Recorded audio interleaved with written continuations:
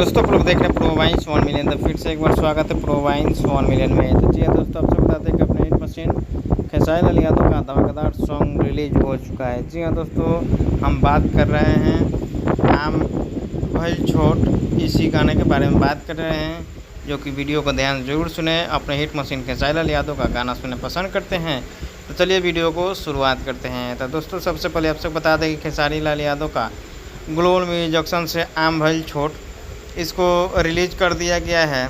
तकरीबन 4 घंटा हो चुका है। 4 घंटे में 2 लाख व्यू से ज़्यादा हो चुका है। आप सब अपने मोबाइल के स्क्रीन के ऊपर देख सकते हैं। बहुत ही ज़बरदस्त तरीक़ा से इसको शूट भी किया गया है और इसमें दिखाई देंगे अपने हिट मशीन खेसारी लाल यादव और क्या बोलते हैं